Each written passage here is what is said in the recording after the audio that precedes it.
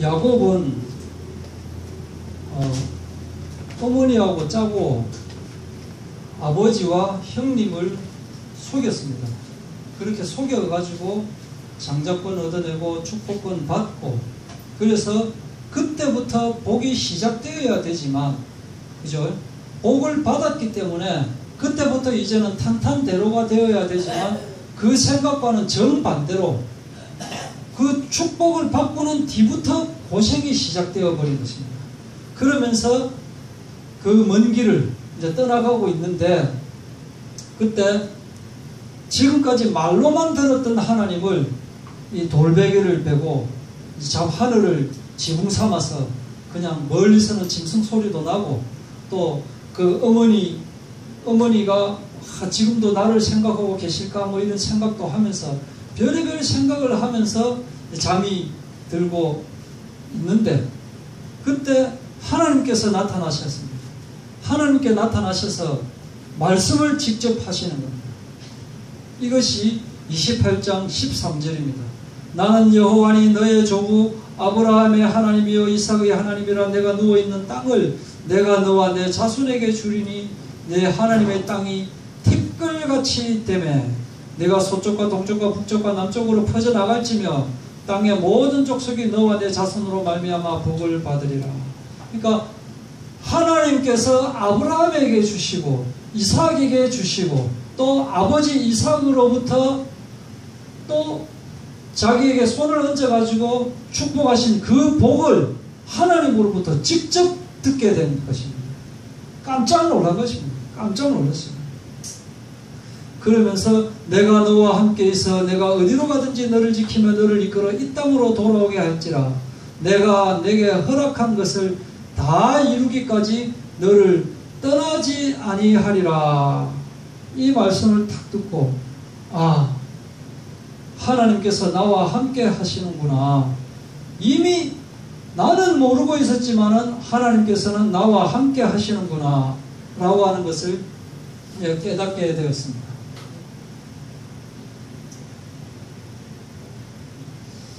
이 부분을 생각하시면서, 아, 천지를 창조하신 하나님이 나와 함께 하신다라고 생각을 할 때 우리의 기분은 과연 어떨까?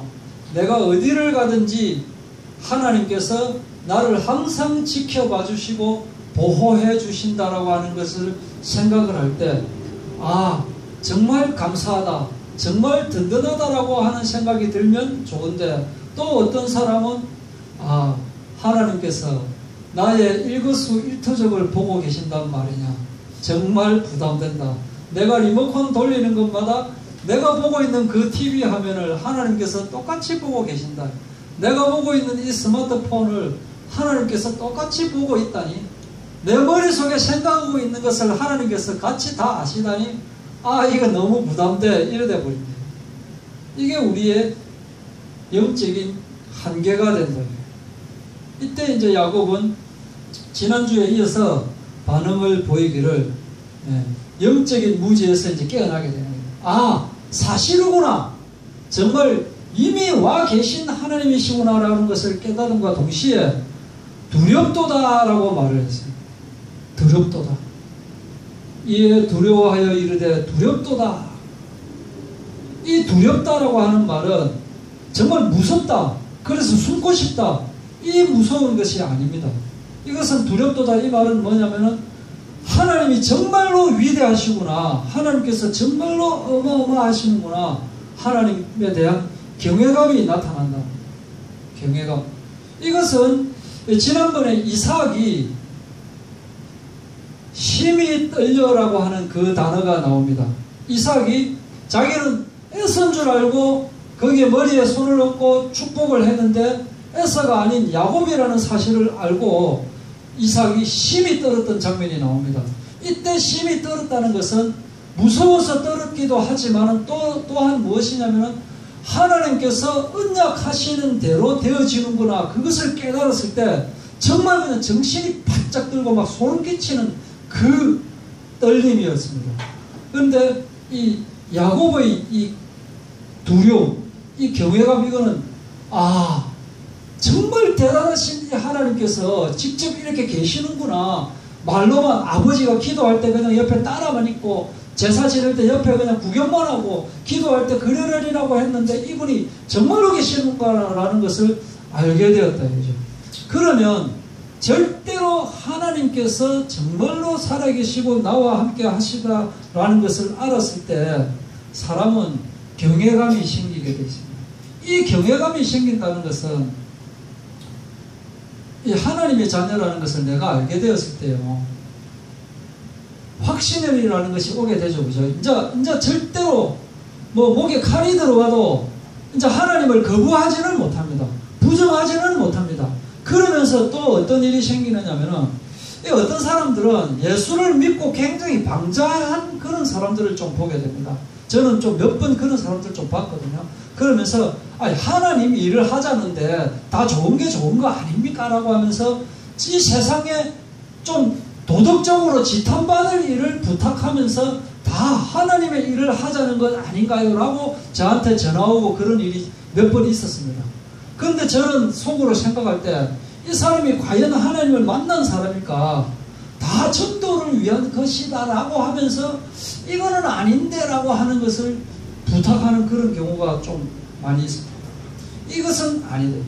절대로 하나님을 정말로 만난 사람은 방자한 마음이 없어지는 거예요. 그 어마어마하신 그 하나님 앞에 무릎을 꿇을 수밖에 없는 거예요.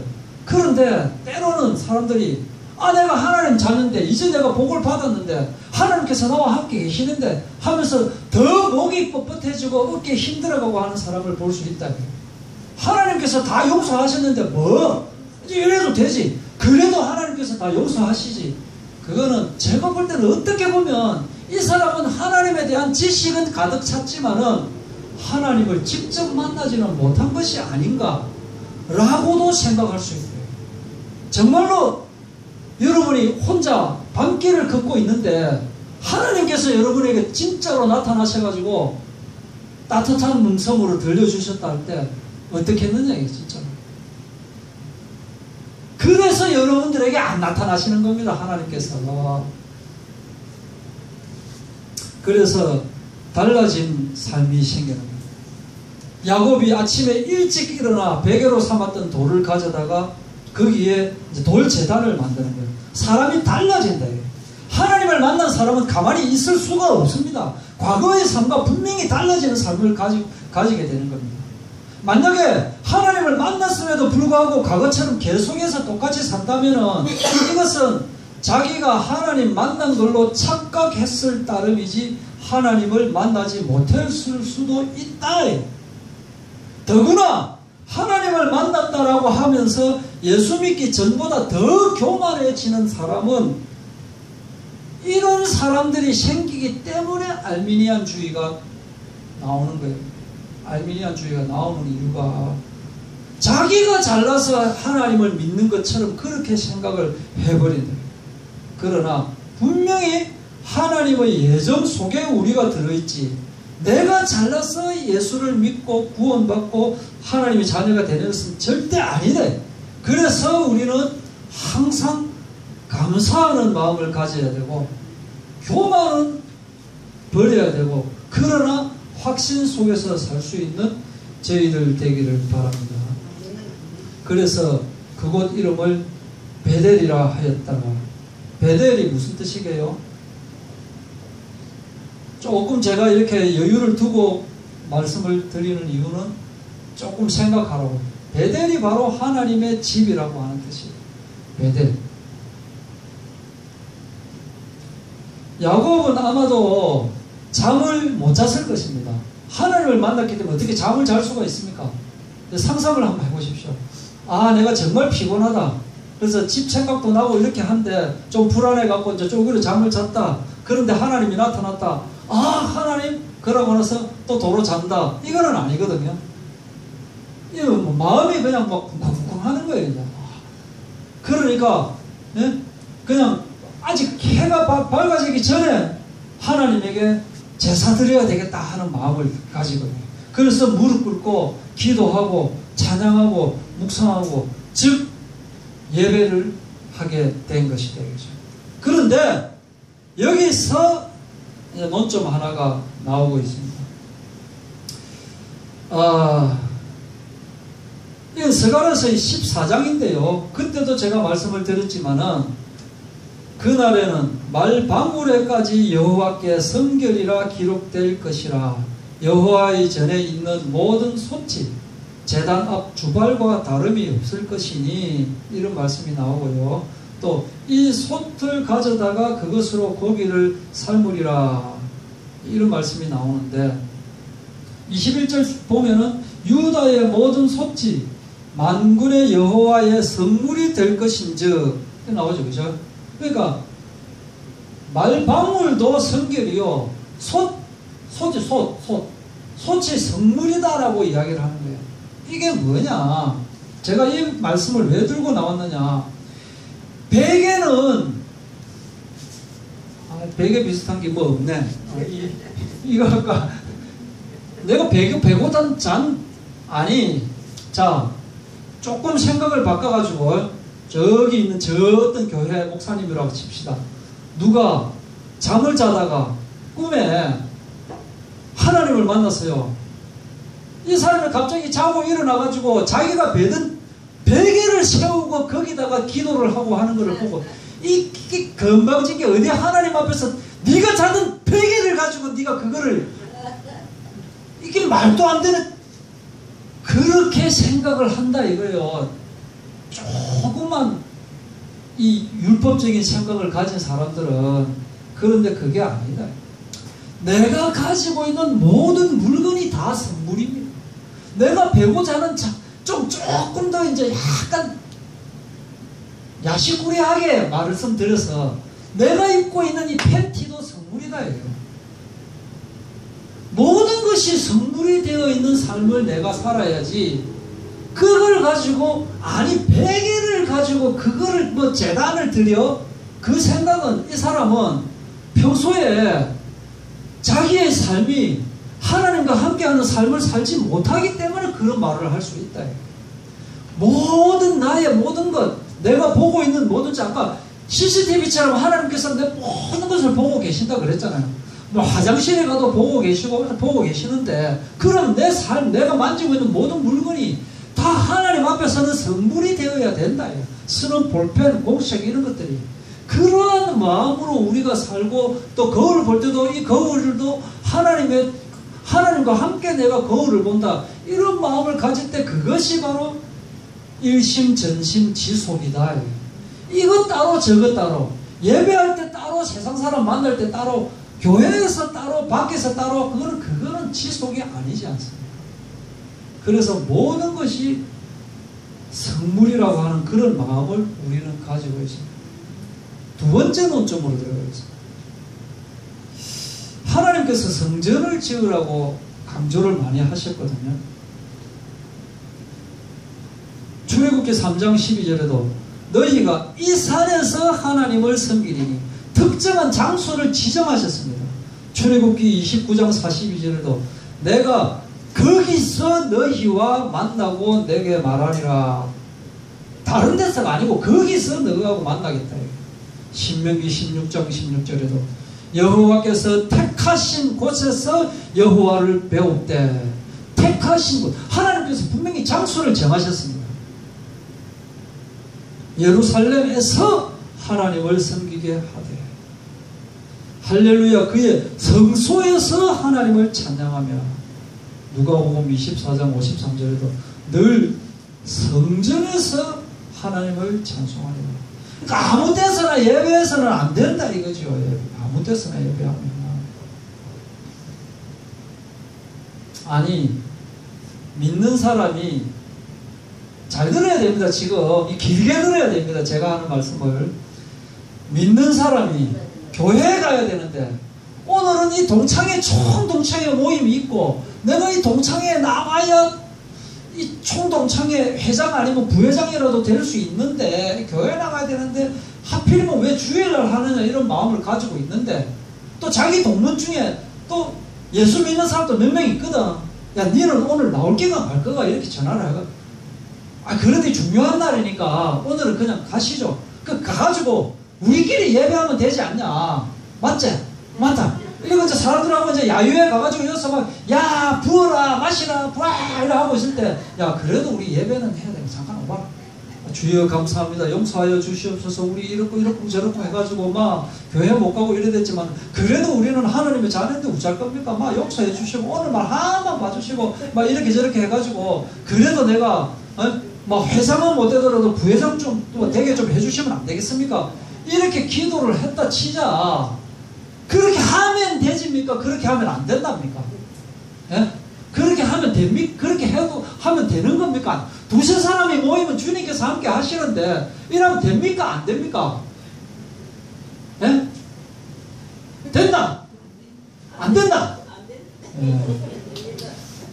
주님께서 다 용서하시는데 그래도 오늘 저녁에 우리 수요 예배 있는데 오늘은 안 나가면 안 된다니까. 근데 오늘 장소가 어디라고요? 뭐? 나이트 클럽? 안 되는데 한테 잡혀왔어요. 안 되는데 막 쿵쾅쿵쾅 소리 나요. 주여 주님 그래도 우리의 예배를 받아주시옵소서 하면 됩니까? 안 됩니까? 안 됩니까? 왜요? 왜 안 되는데?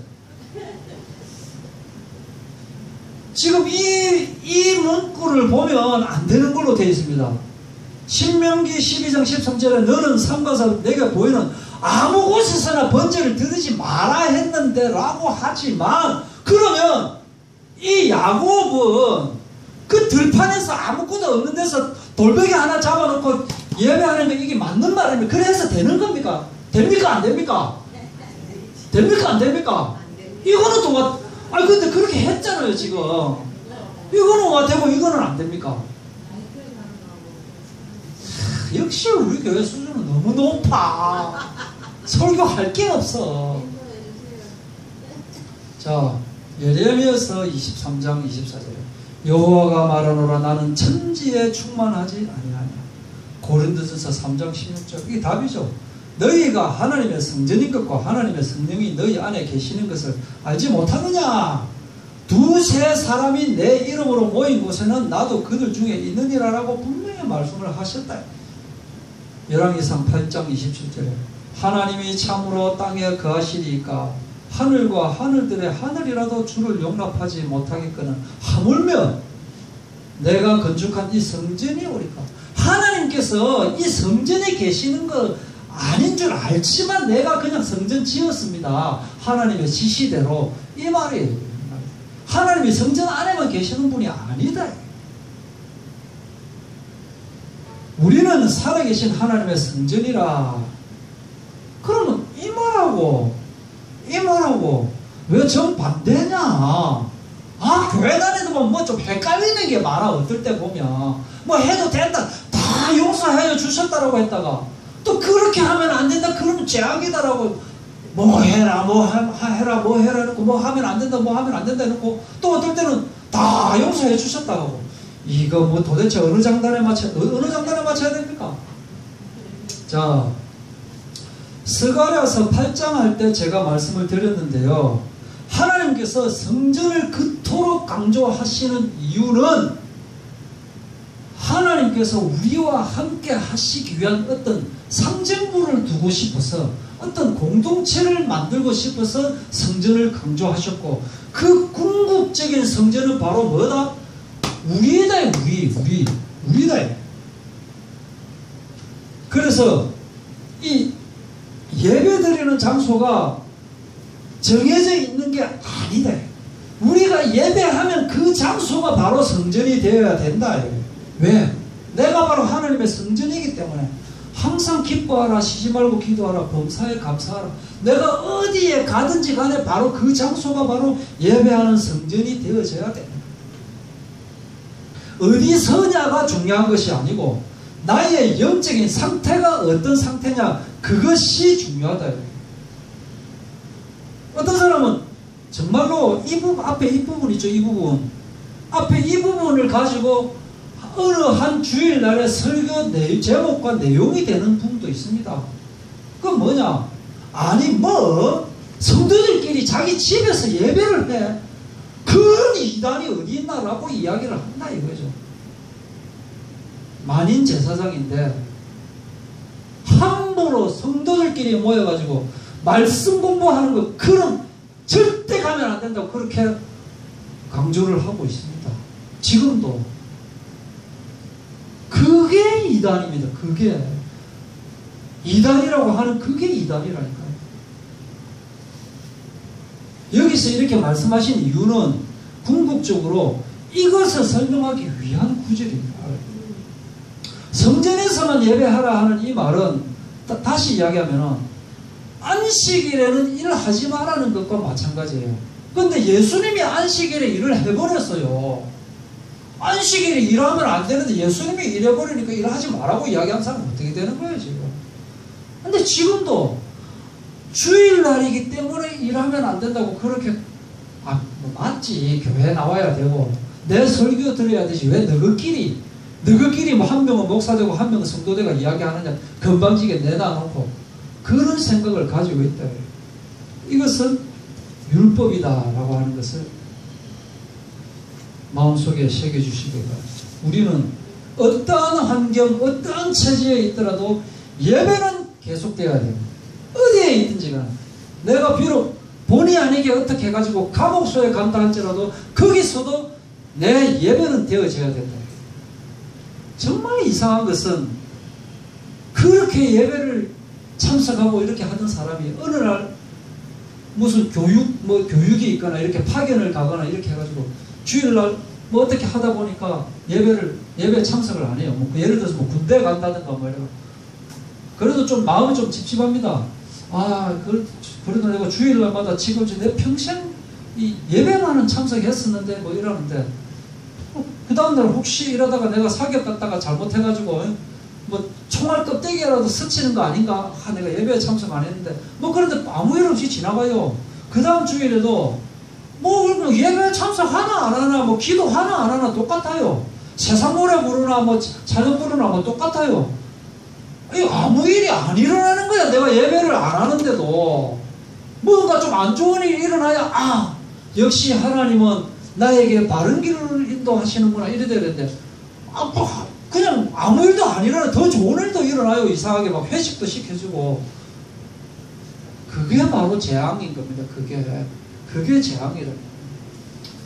그때 한 분 말씀하셨죠. 목사님이 언약을 제대로 모르고 영적 문제를 제대로 모르는 목회자를 사람들이 많이 따르고 그러한 교회가 부흥하는 것은 무엇을 의미하는가? 이것이 바로 영적인 재앙이다. 영적 문제를 모르면서 앞에서 말씀을 강론하고 그 말씀을 아멘하고 말도 안 되는 이야기를 하는데 거기에 아멘 하고 있죠. 정말 안타까운 일이 일어나고 있어요. 지금 더합니다. 들어보면 깜짝 놀랍니다. 그런데 갑자기 그 화면을 돌려가지고 돌리면 도대체 이게 뭐 꽉 차가 있는 겁니다. 이상하다. 저 사람들이 진짜 찌약을 먹고 물을 안 먹었나? 왜 저런 말을 하고 있는데 성경하고 다른데 왜 저렇게 아멘하고 있을까? 이게 영적인 이게 현실이라니까요. 교회 다니는 사람들이 개념이 없어져 버렸어요. 그런데 목사님 말씀을 어기면 그것이 가장 큰 죄가 되기 때문에 무조건 아멘 해야 돼. 내가 교회 건축헌금 좀 하고 싶어서 카지노에 좀 갔는데 그게 뭐란 말입니까? 이렇게 주장을 하고 있는데 사람들은 아멘. 욥기 이야기했죠. 욥기 천하의 나쁜 욥기로 막 그때 이야기했잖아요. 욥이 그런 마음이 아닙니다. 전혀. 그런데 그 친구들 뭐 엘리바스하고 뭐 소발 빌달 이야기 이거를 맞닥하고 욥을 때리 죽일 놈으로 설교를 하는데 그걸 연장으로 그냥 욥기 강의 설교를 하는데 지금도 추앙받고 있다니까요. 이 목사님을. 성경이 어디 욥이 그런 내용입니까? 아닌데. 그렇다 이것이요. 조금만 더 하겠습니다. 너무 이렇게 슬퍼하지 마십시오. 그래서 이 야곱은 이제 서원을 하게 됩니다. 그런데 또 논점이 뭐냐면은 이 야곱이 서원을 하는데 이 서원이 뭐냐면은 하나님이 나와 함께 계셔서 내가 가는 이 길에서 하여튼 잘 먹고 잘 살게 해주면 내가 11조 드리겠다. 그러니까 안 하면 내가 안 드리겠다는 이 말이 여기 들어가 있는 거예요. 야곱이. 처음으로 야곱이 이제 기도다운 기도를 한번 하고 돌 제단을 세워가지고 이렇게 하는데 그 서원 기도를 하는데 뭔 이런 해주면 해주고 안 하면 하겠다라는 그런 의미로 지금 기도를 하고 있기 때문에 이 기도에 대해서 논란이 좀 많습니다. 이거 뭐 흥정하는 그런 값싼 기도가 아니냐라고 하는데 저는 또 좀 그렇게 보지 않습니다. 야곱은 하나님께서 인도해 주시면 나도 행하겠다라고 한 것은 야곱으로서는 그게 야곱의 영적인 한계입니다. 그런 집안에서 가가지고 계속 직접 하나님을 만나지 못하다 갑자기 하나님 만나가지고 충격받아가지고 그 하는 기도가 이건데 성경에 보십시오. 이 야곱 장면이 굉장히 성경에 길게 나오는데 신기한 건 야곱이 기도하는 장면이 그래 없어요. 아주 드뭅니다. 야곱이 기도하는 장면. 근데 야곱이 기도하는 내용마다 전부 굉장히 이기적입니다.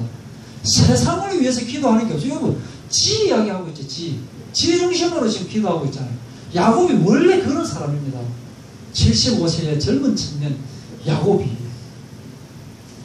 그래서 저는 볼 때 야곱이 잘못되었다라기보다는 이 야곱의 이 정도의 의지를 가지고 있는 것도 대단한 야곱이고 또 하나는 서원기도거든요. 서원기도는 사실은 함부로 못하는 기도입니다. 하나님께서 이렇게 해주시면 나는 이걸 바치겠습니다. 한나가 서원하여 이르되 해주시면 삭도를 머리에 대지 않고 하겠다. 완전 하나님하고 나하고 지금 그거 하는 거잖아요. 결투하는 거잖아요. 하나님 이렇게 해주시면 나 완전 이렇게 하겠다. 목숨 내놓는 그런 기도라니까. 이 기도 아무도 못합니다. 처음에는 감명받아가 그런 기도하지요. 그러다가 혹시 하나님이 진짜로 이거 들어주시면 어떡하나. 와, 엿됐다. 이렇게 될 수도 있는 게 서원기도라니까요. 그래서 그렇게 보고 찬양 한 곡 하고 오늘은 여기서 마치는 걸로 하는 것이 좋겠습니다. 29장은 처음부터 깨끗하게 다음 주에 29장 처음부터 하고 찬양 한 곡 하도록 하겠습니다.